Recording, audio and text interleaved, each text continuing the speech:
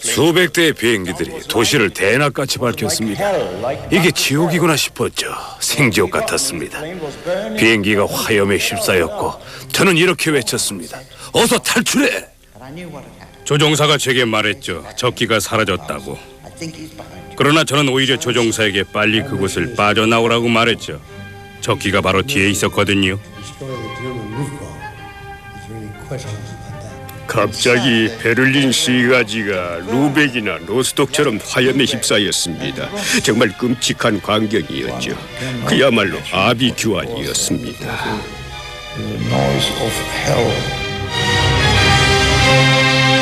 2차 대전 동안 수많은 병사들이 유럽의 하늘을 차지하기 위해서 치열한 야간 전투를 벌였다. 하늘에서 폭격기나 전투기를 몰았던 사람들도 있고 땅 위에서 기술자나 포병대원으로 참전하기도 했다. 밤마다 죽음의 공포와 싸워야 했던 사람들. 이것은 그들의 이야기다.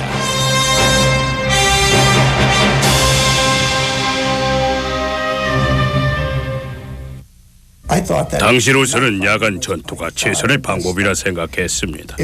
주간에 벌어지는 전투와는 전혀 다른 모습이었죠. 조종사와 둘이서 하늘에 떠 있을 때에는 세상에 단 둘뿐인 느낌이 들죠. 다른 곳에서는 느껴보지 못할 경험일 겁니다. 그것은 정말 전혀 새로운 비행 경험이었습니다. 우리가 마치 어떤 개척자 같다는 생각도 들었어요. 완전히 새로운 방법이 필요했습니다. 목적지에 도착할 때까지 목표물이 전혀 보이지 않았고 도착한 후에도 정확하게는 볼 수 없었으니까요. 헤르만 언스트와 법 어젤은 미 공군 야간 전투기 조종사로서 2차 대전 당시로서는 첨단 전투기라 할 수 있는 P-61 블랙 위도우를 몰았다. 그들은 영국과 프랑스에서 출격해서 전투 임무를 수행했다. 그들은 거대한 야간 전투단의 일원이었는데 지상에는 레이더 기지를 비롯하여 대공포와 서치라이트 불빛, 공중에는 4기 엔진이 달린 중폭격기가 함께 참여했다. 그러나 그것은 1944년의 상황이었다. 4년 전, 그러니까 미국의 참전 이전까지는 매우 다른 상황이 전개되고 있었다. 거대한 폭격기들도 안개 낀 늦은 오후에는 제대로 보이지 않습니다. 야간 전투를 위해서 포탄을 적재하고 있습니다. 지상의 정비사들이 모든 부분들을 철저히 점검했습니다. 이제 포탄이 적재되면 출격 준비가 끝나게 됩니다. 매일 밤 반복되는 힘든 작업이지만 값진 승리의 견인차가 될 것입니다. 유럽의 야간 전투는 폭격기들의 전쟁이었다. 1940년 4월 전쟁이 시작된 지 7개월이 지났을 때 영국의 폭격기들이 독일의 마을에 대해서 야간 폭격을 시작했다. 나치에 협력하는 것들은 모두 폭격 대상이 됐다. 또 그들은 폭격 후 귀환하는 길에 독일의 공공기지를 공격하기도 했다. 점령국 덴마크에 주둔했던 한 젊은 독일 조종사는 이를 보고만 있을 수가 없었다. 전투기 조종사로서 폭격기를 피해 참호 속에 숨는다는 것은 정말 수치스러운 일이었습니다. 결코 전투기 조종사가 취할 행동이 아니었죠. 영국이 야간에 비행해서 폭탄을 투하할 수 있다면 우리라고 못하라는 법이 없다고 생각했어요.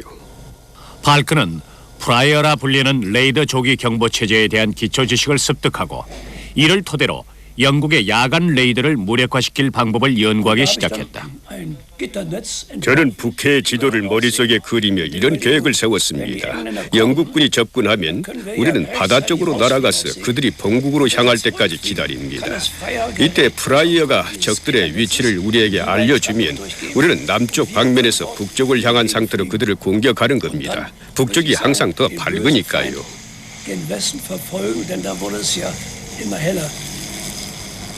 우리가 한두 번 훈련했을 때쯤 영국의 폭격기가 공격해 왔습니다. 훈련이 충분하진 못한 상황이었지만 그들이 대담하게도 우리 영공을 아주 낮게 비행하면서 공격해 왔기 때문에 저는 격양된 어조로 공격 명령을 내렸습니다.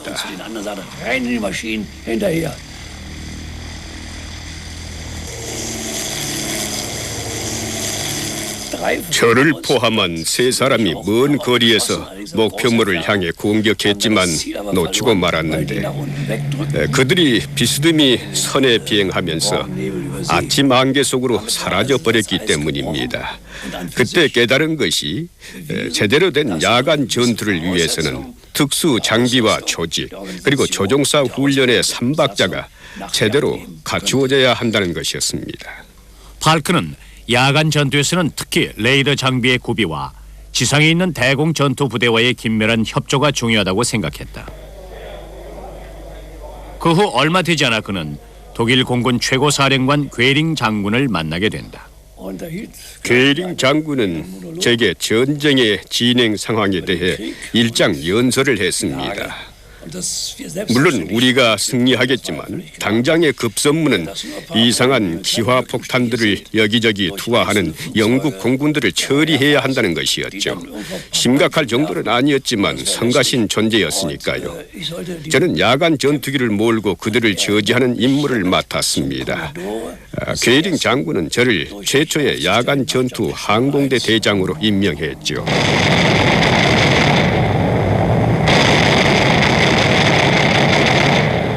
1940년 여름까지 팔크의 신의 야간 전투기들은 영국 공군의 폭격기들과 여러 차례 교전을 벌였다. Der Feind brennt und stürzt ab.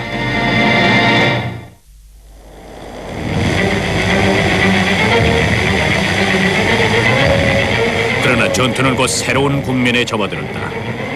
야간 전투의 첫 번째 전환점은 대낮에 찾아왔다. 1940년 8월 독일 공군이 영국 본토에 폭격을 가한 것이다. 영국 전투에 불이 붙었다. 허리케인과 스피트파이어의 위력은 실로 대단했습니다. 우리의 조종사들은 이제 불사조의 경지에 이른 것 같군요.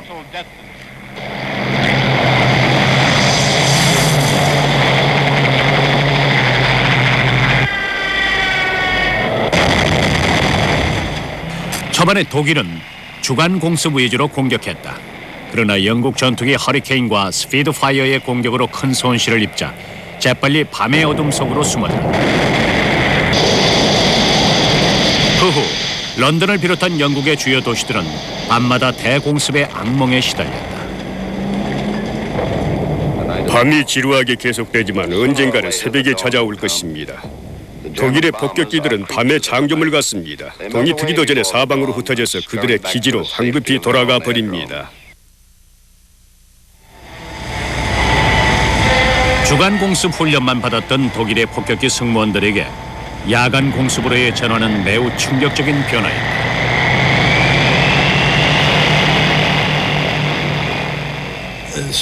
주로 육군의 교전을 지원하기 위해서 주간에 폭격 공격을 하다가 야간 폭격으로 바뀌게 되자 전쟁에 임하는 태도도 달라지기 시작했습니다.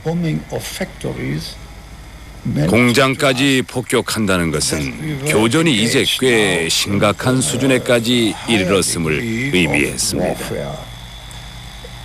솔직히 말해서 마음이 많이 무거웠습니다. 대부분의 승무원들에게 야간 폭격은 정말 별로 달갑지 않았습니다.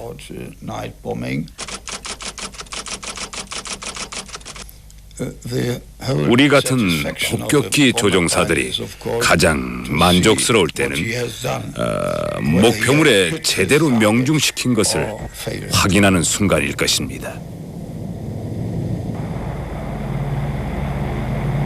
야간에는 목표물을 정확히 볼 수가 없었으므로 독일은 전자공학 기술에 관심을 돌렸다.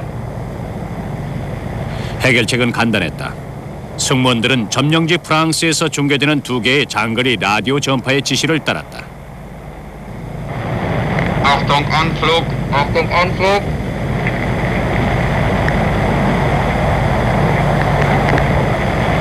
첫 번째 지시에는 아래로 하강했고 두 번째 지시에 폭탄을 투하했다. Los rechts! Halt! Runde hält! Volltreffer! Prima! 이 방법은 간단하면서도 아주 효과적이었는데 연합국의 폭격기들에게는 3년 동안 이런 장치가 없었다. 1941년 3월 런던 대공습 작전이 끝나갈 무렵 독일은 영국 전역에 걸쳐 20여 개의 도시와 마을들을 파괴시켰다. 주민들의 생활 터전은 완전히 파괴됐고 민간인 사상자 수만도 4만 명에 달했다.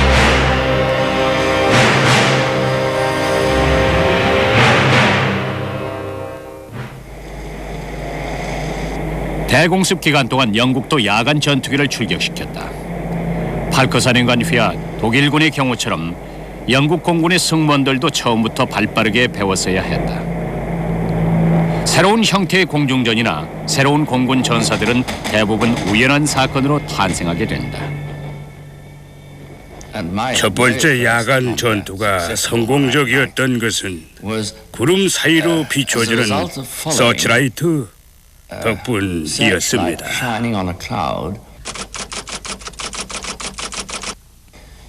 저는 상대방이 알아차리지 못하게 아래쪽에서 접근했습니다.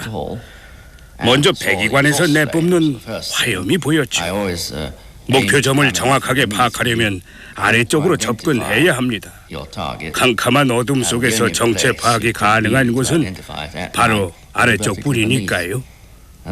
확인 결과 아군기가 아니었습니다. 융커스 88 같았어요. 서서히 적기의 높이까지 고도를 올려서 뒤로 바짝 따라붙은 다음 발사했습니다. 공격을 받은 적기는 곧장 아래로 떨어져서 사라져 버렸어요. 아주 저 멀리로 사라져 버렸죠. 야간의 전투 비행은 여러 가지 독특한 문제점들을 드러냈다. 주간 비행을 위한 훈련만 받았던 조종사들은 어둠 속에서 상상치도 못했던 어려움들을 겪었다. 그러나 영국의 비행 중대들은 곧 야간 전투에 보다 적합한 비행기들을 갖추게 된다. 1941년 초 브리스톨 보우 전투기가 첫 선을 보였기 때문이다. 다소 투박했으나 튼튼했고 중무장을 갖추었다. 브리스톨은 수세에 몰린 영국에게 큰 힘이 돼주었다.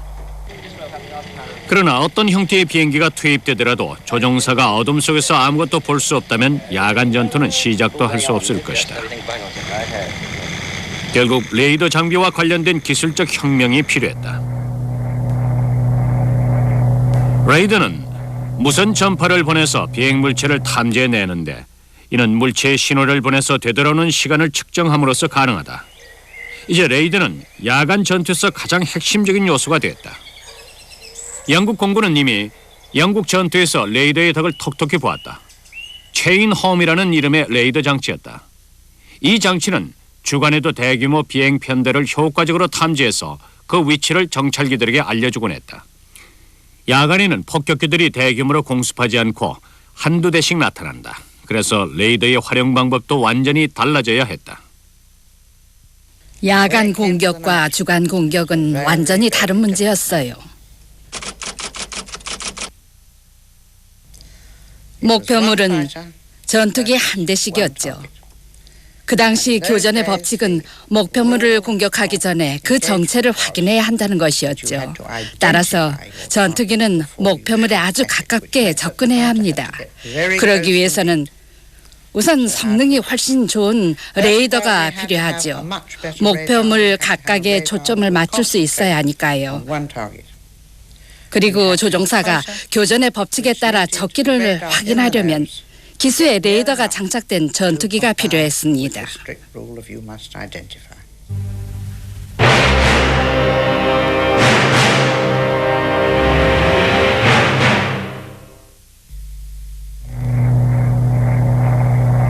이것이 초기의 야간 전투기 레이더 화면이다. 당시로서는 환상적인 기술이었다. 야간 전투기의 레이더 기사가 화면의 신호를 해독해서 조종사에게 정확한 목표 지점을 가르쳐주게 된다. 아주 까다로운 과업이었다. AI는 비행기의 안테나에서 수신한 신호를 읽어서 표시를 합니다. 화면이 두 개 있는데 하나는 목표물의 상하 위치를, 다른 하나는 좌우 위치를 알려주죠. 여기서 비행기의 고도가 아주 중요한데 그것은 신호가 한 번만 큰 점처럼 나타나기 때문입니다. 지상에서 이륙할 때는 커다란 반응이 나타나고 비행기가 멀어지면 반짝거리는 반점이 나타납니다. 화면의 중심에서 아래쪽으로 중심선의 양쪽 편에서 삼각형 모양으로 나타나죠. 이것이 1940년 말에서 1941년 초의 레이더 모습이었는데 조종사들은 그 효과에 대해서 반신반의했습니다. 가끔 조종사들은 자신들이 추적하던 목표물이 어떻게 해서 점점 더 빨리 달아나는지 이해할 수가 없었는데요. 사실은 그들이 목표물 밑으로 통과해버린 것을 전혀 몰랐던 거죠. 초기의 레이더는 앞뒤를 똑같이 탐지하니까 결국 목표물이 달아나고 있는 것처럼 보였던 거죠. 조종사들이 속도를 높이면 거리가 더욱 벌어지게 되니까 관제사는 적기가 도망가고 있다고 경고하곤 했는데 사실은 적기 밑을 지나쳐버린 것이었습니다. 어떻게든 이런 문제를 해결해야 했는데 지상의 레이더 기술자들이 큰 역할을 했다. 1941년 봄 영국은 보다 정확한 지상 레이더를 선보였는데 독일 폭격기를 하나하나 추적해서 그 뒤에 영국 전투기를 배치하게 만들었다. 제일 바람직한 것은 목표물이 전투기 바로 위에 오게 하는 것인데 언제나 성공한 것은 아니었습니다. 그러므로 전투기는 이런 식으로 접근에 들어와야 하겠죠. 목표물이 고도를 더 올리면은 조종사는 그 뒤에서 따라 들어가도록 만드는 거죠. 관제사는 포착했어 라는 말을 들을 때까지 계속 안내를 해주는데 이 말은 이제부터 혼자서 할 수 있다는 것을 의미를 했습니다. 항상 성공한 것은 아니지만은 운이 좋으면은 그런 방법으로 적기를 추락시키기도 했습니다. 059394. 그러나 지상 레이더의 수준을 먼저 한 차원 높인 것은 독일이었다. 신임 사령관 조셉 캄후버 장군은 두 개의 지상 레이더를 활용하는 방법을 개발했다. 하나가 폭격기 위치를 파악하면 나머지 하나가 전투기를 인도하는 것이다. 1941년 한 해 동안 캄후버는 이렇게 두 개의 레이더를 이용하는 방어선을 구축했는데 덴마크에서 프랑스를 거쳐 스위스에 이르는 긴 구간이었다. 이 방어선을 몇 개의 구역으로 나누어서 지상 관제사의 도움으로 각각의 전투기들이 정찰하게 했다. 캄후버는 이 시스템을 가리켜 힘멜베트라고 불렀는데 수천 명의 공군들이 힘멜베트에 소속되어 있었다. 처음 얼마 동안 캄후버의 힘멜베트 체제는 아주 효과적이었다. 게다가 뛰어난 조종사들이 새로운 전술을 개발해서 큰 전과를 올리기도 했다. 누군가가 우리를 적기 쪽으로 안내해줘야 했습니다. 시계가 좋은 밤에는 800m 정도 떨어진 곳에서도 적기를 볼 수 있었습니다. 그러면 즉시 하강을 해야 합니다. 왜냐하면 비행기 위쪽의 하늘은 별이나 달 때문에 아니면 불빛이나 새벽 동이 터서 언제나 더 밝기 때문이죠. 지상은 어둡고요. 그러므로 능숙한 솜씨로 하강한 다음 발사 준비를 갖추고는 적기 뒤쪽으로 빠르게 접근을 합니다. 이때는 이미 적의 사수도 나를 볼 수 있으므로 아주 위험한 순간이죠. 아차하면은 내가 공격할 기회를 잡기도 전에 공격을 당할 수도 있습니다. 운이 좋으면은 이쪽에서 잡는 거고요. 저는 간발의 차이로 적기를 쏠 수 있었고 적기는 화염에 휩싸였습니다. 메서스미트 110은 독일 야간 전투기 중 대표적인 일꾼이었다. 항공기 탑재 레이더 시스템에 안테나들을 가득 장착하고서 특이한 모습으로 유럽의 밤하늘을 가르며 날아다녔다. 총 6,000대 이상이 제조됐는데 기본적 특징은 전쟁 기간 내내 달라지지 않았다. 조종사들은 매우 착잡한 마음으로 메서스미트 110을 몰았다. 메서슈미트 110은 훌륭한 야간 전투기였습니다. 그리 나쁘지 않았어요. 그런데 몇 가지 약점이 있었습니다. 레이더 수신에 필요한 안테나를 너무 많이 장착하다 보니 동체가 무거워진 겁니다. 그리고 만약 엔진이 한 개라도 파괴가 되면 속도 유지를 위해서 고도를 낮춰야 했습니다. 결국 엔진 하나만 잃어도 전체가 위험에 빠지게 되는 거죠. 또 배기통의 불꽃을 제거하기 위해서 장착된 소위 불꽃 제거기라는 것 때문에 동체가 무거워졌습니다. 그래서 비행하기가 쉽지 않았습니다. 이에 비해서 융커스 88 전투기는 똑같은 기관포를 갖추고도 힘이 더 좋았습니다. 그래서 저는 융커스 88을 더 선호했습니다. 융커스 88은 독일의 야간 전투기로 가장 많이 사용됐다. 비행 속도와 고도 면에서 메서스미트 110보다 나았다. 그리고 기관총 외에도 세계의 29경 대포로 중무장하고 있었다.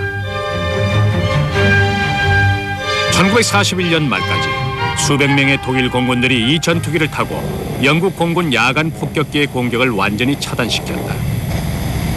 유럽의 밤하늘은 독일 야간 전투기의 편인 듯했다.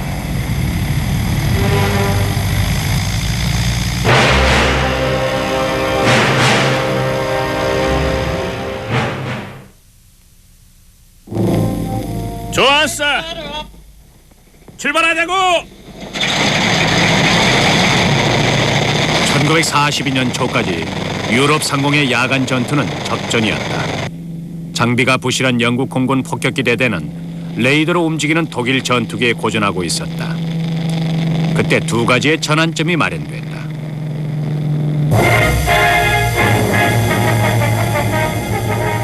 나르는 요새라 불리는 미국의 비행대대가 적군의 점령지를 공습하기 위해 영국 내 기지에서 명령을 기다리고 있습니다. 유럽 전쟁에서 미국은 주로 주간에 대량 폭격에 치중했다. 이후 3년 동안이나 계속된 미국의 공습으로 독일의 대공 방어가 크게 흔들렸고 영국은 야간 작전 시의 부담을 크게 들었다. 1942년 2월 아더 해리스 장군이 영국 공군 폭격기 사령관에 임명됐다. 고향에 공격 소식을 알립시다. 여러분이 성공하면 우리는 적의 심장부에 가장 치명적인 타격을 입힐 수 있을 것입니다. 보기 좋게 한 방 먹여봅시다. 아더 해리스의 독려하에 1942년은 대혁신의 해가 됐다. 우선 랭카스타 같이 4개의 엔진을 갖춘 새로운 중형 폭격기가 선보였는데 무려 10톤이 넘는 탄두를 실을 수 있었다. 그 다음은 대공습이라는 새로운 전술을 도입했다. 수많은 폭격기들이 한꺼번에 목표물을 공격해서 독일의 방어를 무력화시키는 것이다. 그리고 마지막으로 야간 비행단이 목표물에 정확히 접근할 수 있도록 전자항법 기술의 도움을 받는 것입니다. 수천 대의 폭격기 공습 시대가 열렸다.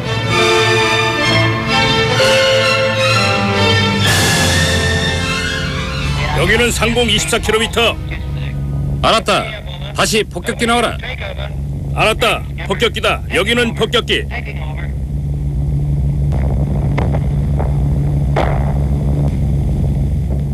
도시 가까이 접근했을 때 수많은 서치라이트가 비추고 있었죠. 도시는 불타고 있었습니다. 검은 연기가 피어오르고 고사포가 발사됐습니다.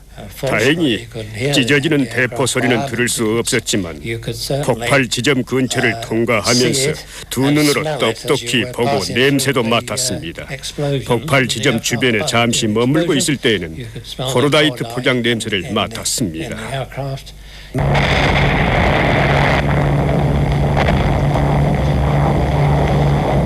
모두들 이상 없나? 손상 없습니다, 팀장님. 전 무사합니다, 팀장님. 무전기는 완전히 부서진 것 같습니다. 그만하길 다행이다. 폭탄 준비. 준비됐습니다. 잠깐.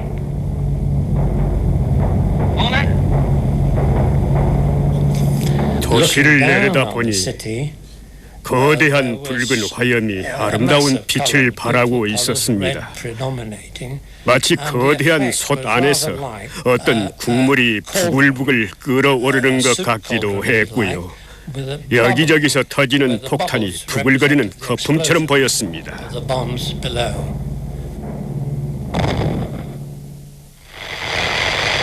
1943년까지 대규모의 야간 공습은 계속됐다.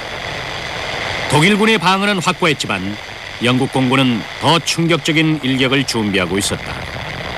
1943년 7월 대량의 폭격기가 독일 북쪽의 중심 항구인 함부르크로 향했다.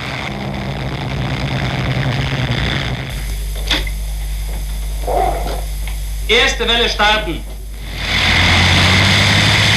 독일의 전투기들은 각자 그들의 힌멜베트 방어구역으로 흩어져서 지상 레이더의 명령에 귀를 기울였다. 저는 세 번째 공습기로서 발트의 루겐섬 상공을 날고 있었습니다. 힌멜벨트 시스템의 명령을 기다리고 있었습니다. 그때 함부르크에 대한 대대적인 공격이 시작이 됐어요.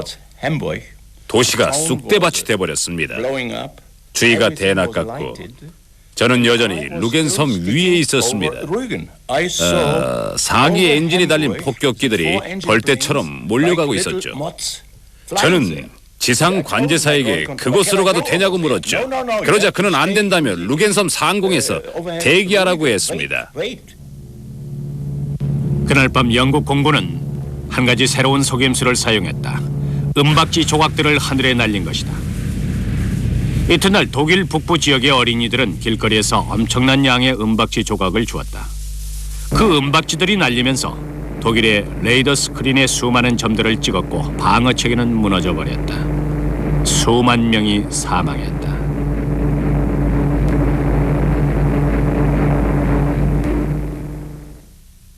이튿날 우리는 게이링 장군의 비상 대책 회의에 소집됐습니다. 갈란트 장군이 와 있었고 나머지는 잘 모르는 사람들이었어요. 분명한 것은 영국군의 은박지 조각으로 우리의 레이더가 장님이 되어버려 적기의 위치 파악이 불가능했다는 사실이었죠. 이제 우리 야간 전투기들은 각자의 구역으로 돌아가서 더듬거리며 적기를 찾아야 했습니다. 예상대로 그 방법도 신통치 않았고 함부르크의 피해는 엄청났습니다. 대폭발로 인해 인명 손실도 엄청났죠. 폭격과 불길이 거리의 사람들을 모두 휩쓸어 가버린 것 같았습니다. Entgegen den Erwartungen und Hoffnungen unserer Feinde hat sich der Nachwuchs unserer Tag- und Nachtjäger hervorragend bewährt. 함부르크 피격 이후 몇 달 동안 독일은 새로운 전략의 마련에 부심했다. 이 무렵 전 폭격기 조종사 한 사람이 기발한 아이디어를 제시했는데 레이더에 잡히지 않는 단발 엔진 전투기로 영국의 폭격기를 공격하자는 것입니다. 이것이 와일드 보어 작전이라는 것이다. 초반에 작전을 시행한 조종사들은 그런대로 성공적이었다. 첫 번째 서치라이트가 올라왔고 곧이어 폭격기 한 대가 그 불빛 속에 갇힌 것을 보았습니다. 혼란의 도가니였습니다. 모든 포대에서 대공 사격을 하고 있었죠.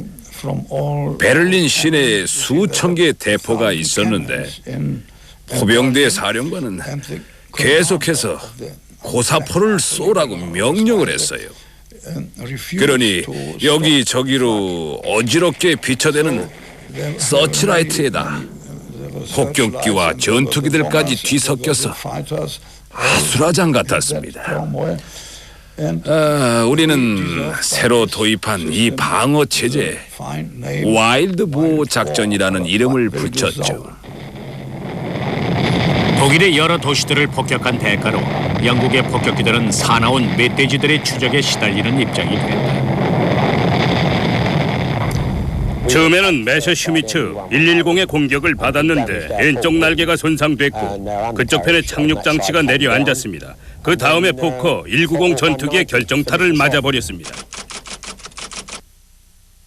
우리는 탈출 명령을 받았습니다. 저는 자리에서 일어나 제 낙하산을 찾았습니다. 문을 열고서 낙하산을 메고 뛰어내렸죠. 그런데 뛰어내릴 때 엔진이 회전하면서 날개가 제 머리 쪽으로 다가왔고 저는 불붙은 기름 세례를 받았습니다. 분화에 불이 붙었고 머리카락도 다 타버렸죠. 가슴과 등에도 화상을 입었고요. 화상으로 눈도 뜨지 못한 채로 간신히 땅에 내렸습니다. 포탈의 파편이 날라왔고 추적기가 45도 방향에 있었습니다. 우리 몸에 불이 붙었고 조종석도 화염에 휩싸였습니다. 탈출하기 위해서는 화염 사이를 통과해야 했지요. 낙하산 꾸러미가 불에 그을렸지만 천만다행히도 잘 펴졌어요. 생각해 보면은 900m 정도의 상공이었던 것 같아요. 그리고 질퍽한 습지 같은 곳에 착륙했죠. 전투는 갈수록 치열해져서 독일군들도 많은 피해를 입었다. 그때 소형 스털렁기의 공격을 받았습니다. 1943년 8월 23일 베를린 상공에서 저는 총상을 입었고 제 비행기는 화염에 휩싸였습니다. 근처에 수백 대의 비행기들이 보였습니다. 도시는 대낮같이 밝았죠. 지옥이 이런 거구나 싶었습니다. 비행기에 불이 붙자 저는 승무원들에게 탈출을 지시를 했습니다. 나중에 듣기로는 통신사 한 명이 빠져나오질 못했다고 하더군요. 한 사람이 뛰어내리고 저는 총에 맞아서 왼쪽 다리에 총상을 입었습니다. 그제서야 뛰어내렸는데 그만 승강태에 부딪히고 말았죠. 비행기는 나선형을 그리며 무서운 속도로 떨어지고 있었습니다. 끔찍한 상황이었죠. 그런 상황에서 나이 어린 군인이 뭘 할 수 있겠습니까? 어머니 도와주세요, 어머니 하고 울고 말았죠. 우여곡절 끝에 저는 탈출을 했고 무의식 상태로 착륙을 했습니다. 깨어나 보니까 부상을 입고 병원에 누워있더군요. 지금 생각해도 정말 끔찍한 순간이었습니다. 멧돼지 작전은 독일 야간 전투원들의 용맹성을 잘 보여주었다. 그러나 용기 하나만으로 밀려드는 연합군의 공습을 막아낼 수는 없었다. Diesem harten Einsatz, Hals- und Beinbruch.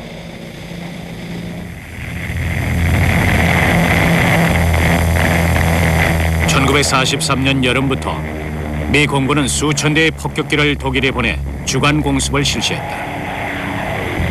중무장한 B-17 폭격기는 나르는 요새라는 별명까지 얻었다.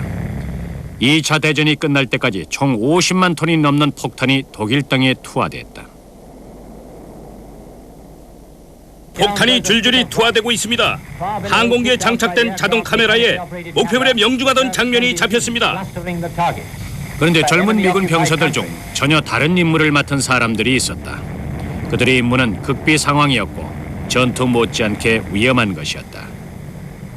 사실 미 공군은 주간에 미리 대폭격을 감행해서 영국 공군의 야간 공습을 수월하게 해준 것으로만 알려져 있지요. 오늘날까지도 많은 사람들에게 제대로 알려지지 않은 사실이 있습니다. 미 공군 제8군 소속의 몇몇 비행대대가 야간 비행을 했습니다. 비밀리에 임무를 부여받고 단독 비행을 했는데 그 임무란 바로 선전용 전단을 살포하는 일이었죠. 비행기는 선전 전단을 넣은 특수한 폭탄을 싣고 있었다. 독일 점령국의 민간인들이나 독일군 병사들이 그 대상이었다. 고도의 심리 전술인 셈이었다. 매일 밤 대상 지역 곳곳에 20만에서 80만 장씩 선전 전단을 살포했습니다. 목표 대상의 성격에 따라 살포량이 조금씩 달랐지요. D-Day 후에는 작전이 많아지고 목표 대상도 다양해졌습니다. 가능한 한 많은 사람들에게 그들의 앞날이 어떻게 될 것인지 알려야 했으니까요. 그런 내용들을 간단한 회보처럼 꾸며서 뿌렸던 거죠. 혼자서 야간 비행을 한 미군들은 고독 속의 임무를 수행했다. 암흑 속에서 더듬거리며 비행기를 탑니다. 뒤를 돌아봐도 아무도 없지요. 조종석에 혼자 앉아 있을 뿐이죠. 앞을 바라봐도 아무도 없어요. 외로움을 잊기 위해서는 무엇이든 바쁘게 몰두해야만 했습니다. 그들은 실제로 바빴다. 1944년 중반까지 그들은 매월 200톤의 전단을 뿌렸다. 유럽 전쟁이 끝날 때까지 그들의 활동은 계속됐다. 그 후 항복한 군인의 70%가 한두 가지의 전단들을 지니고 있었다. 모두 미 제406 비밀 야간 특공대가 뿌렸던 것들이었다. 시간이 흐르면서 우리는 심리전의 의미를 이해하게 되었습니다. TV 광고의 원리와 비슷했지요. 계속해서 메시지를 주입하는 겁니다. 매일 밤 반복해서 같은 메시지를 주입시키는 셈이죠. 때로는 우리가 아주 중요한 설득 작업을 하고 있다는 생각도 들었습니다. 비밀리 전개된 심리전이 독일군의 사기를 떨어뜨리는 동안 연합군은 무자비한 폭격을 계속했다. 서서히 종말이 보이는 듯했다. 그러나 종전으로 가는 길은 너무도 멀고 험난했다. 유럽이 다시 평화를 찾을 때까지 연합군의 폭격기 승무원 10만 명가량이 목숨을 잃어야 했다.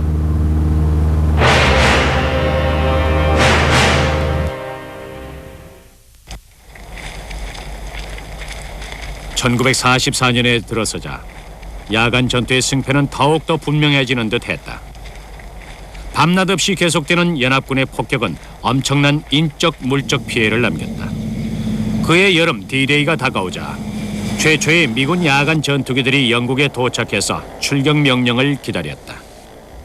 운이 좋을 때는 방심한 독일기들 사이로 몰래 숨어 들어가기도 했습니다. 경험이 부족한 초보거나 방심한 조종사들이 있죠. 비행 모습을 보면 알 수가 있어요. 사실 목표물을 향해서 비행할 때나 나란히 비행할 때 또는 고도를 높일 때 그들 나름대로의 습관이 있죠. 가끔은 매우 리듬감 있게 비행할 때도 있는데요. 이 기회를 활용할 수 있습니다. 지금이 기회다 하는 생각이 들면 그들이 회전하려고 할 때 슬쩍 사이로 들어가서 대열에 바짝 붙여 비행하면 됩니다. 저는 우리 대열의 뒤편에서 선의 비행을 하면서 적절한 시점을 기다리고 있었죠. 그때 아군이 저를 공격하기 시작했어요. 그 순간 저는 독일군 쪽으로 숨어 들어갔어요. 관제소에서 이제 준비가 됐는지를 물어왔고 저는 그렇다고 대답했습니다. 관제소에 신호를 기다리고 있었거든요. 그는 또 진로를 제시했죠. 저는 융커스 87 전투기 2대와 메서스미츠 1대를 교란시켰고 16분 후 그 세대를 모두 격추시켰어요. 지상의 관제탑과 조종사들 간의 긴밀한 협조로 이루어낸 성공이었죠. 한편 미국의 주간 폭격은 더욱더 강도를 높여갔다. 그리고 P-51 무스탕과 P-47 썬더볼트 같은 장거리 호위 전투기들까지 가세해서 위력을 떨쳤다. 썬더볼트 전투기는 어떤 독일 전투기에도 뒤지지 않는 속도와 무장을 자랑합니다. 거의 성축권 가까이서 정확한 시간과 위치에서 폭격기와 협조하여 작전을 수행합니다. 맹렬한 지상 폭격과 달리는 기차 급습 등으로 적의 전투기들을 혼란에 빠뜨립니다. 벼랑 끝에 몰린 독일은 미군을 막기 위해서 야간 전투기를 주간 전투에 배치시켰다. 너무나 어리석은 결정이었다. 우리의 뜻과 상관없이 최고 사령부에서 우리를 주간 전투로 배치시켰습니다. 말도 안 되는 결정이었죠. 야간 전투원들은 주간 전투원들과는 전혀 다른 훈련을 받으니까요. 야간에는 목표물 밑으로 접근해서 정체를 확인하고 공격합니다. 주간의 편대 비행이나 공중전과는 거리가 멀었죠. 그러니 미 전투기들의 손아귀에서 큰 손실을 입을 수밖에 없었죠. 한 미군 호위 조종사는 그들과의 만남을 생생히 기억하고 있다. 그들의 편대에서 독특했던 점은 모든 쌍발 비행기들이 밝은 색이었어요. 흰색은 아니었지만 어쨌든 밝은 색이었습니다. 저는 깜짝 놀라서 혼자 중얼거렸습니다. 저건 틀림없는 야간 전투기야. 여러 가지 장비들을 가득 달고 여분의 장갑판과 완충 장치까지 실은 모습이더군요. 분명히 야간 전투기였는데 어느 날 갑자기 명령을 받은 겁니다. 자, 오늘은 주간 전투냐라고 말입니다.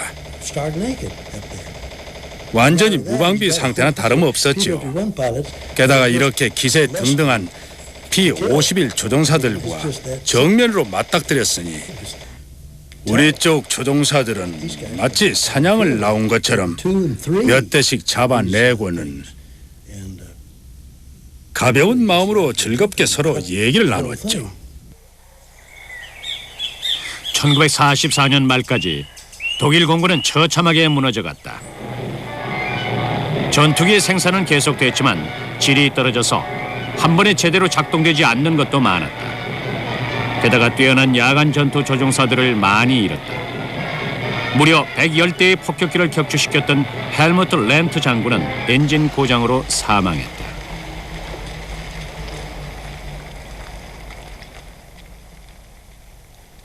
우리 모두 아주 놀랐습니다. 우선 그는 가장 뛰어난 야간 전투원이었습니다. 게다가 그렇게 어처구니 없는 사고로 사망하다니요.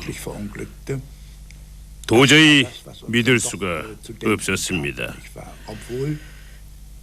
그렇지만 우리 모두가 전쟁에 휘말려 있었습니다. 헬무트 렌트 장군을 잃은 슬픔에 잠겨 있을 시간이 없었습니다. 어떻게든 현실을 극복하고 계속 싸워야 했죠. 그러나 수많은 사람들, 특히 뛰어난 야간 전투 조종사들을 잃은 것은 정말 안타까운 일이었습니다. 하노버 일대에 엄청난 폭격이 있었습니다. 1945년 초까지 연합국의 폭격기들은 쓰러져가는 독일의 심장부를 마음대로 공격했다. 베를린시의 사망자 명단입니다. 1945년 초에 몇 달 동안 독일의 도시들은 무참하게 파괴됐지만 우리는 포기하지 않았습니다. 그 무렵에 조종사와 관제사 그리고 사격수들 사이에 항복하자는 분위기가 있었다는 소문은 사실이 아니었습니다. 절대로 있을 수 없는 일입니다.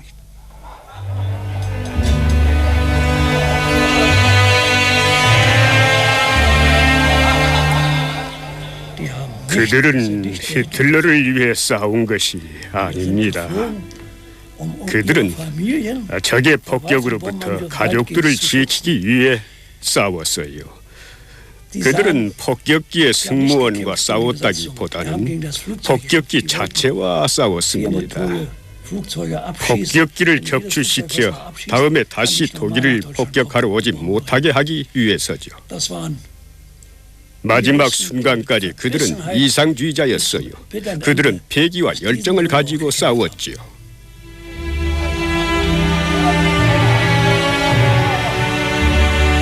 그러나 그 열정의 대가는 너무도 참혹했다.